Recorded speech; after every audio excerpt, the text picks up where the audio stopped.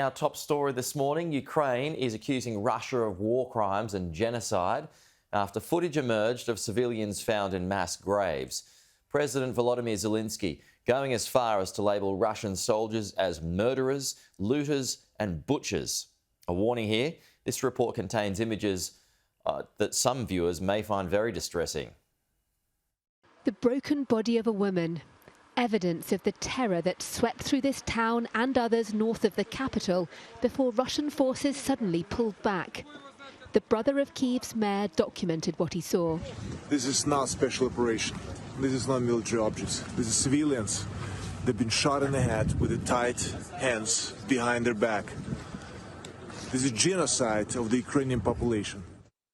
Ukraine says hundreds of bodies have been found, some hastily buried. It's accused Russia of being worse than Islamic State, though Moscow's denied responsibility.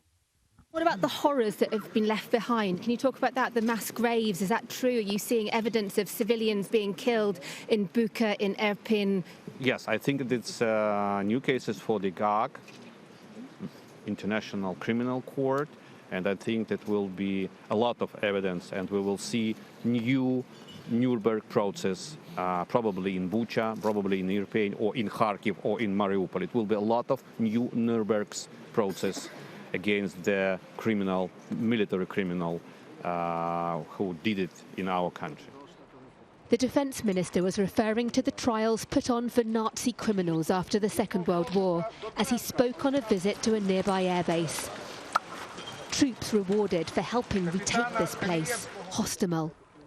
It was a key Russian target on day one of the invasion and a major battlefield ever since. Until a couple of days ago, when Russian troops withdrew, but no one thinks it's over yet. Our feeling.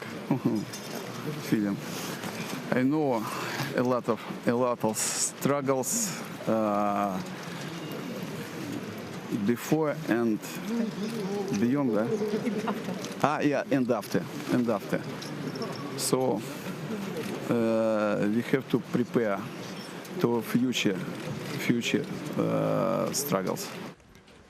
It's hard to believe, but this area, about 12 miles outside Kyiv, was a popular commuter belt.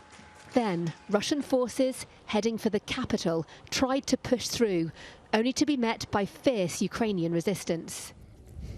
Ukrainian forces bombed this bridge as part of their efforts to slow the Russian advance, which didn't get much beyond this point.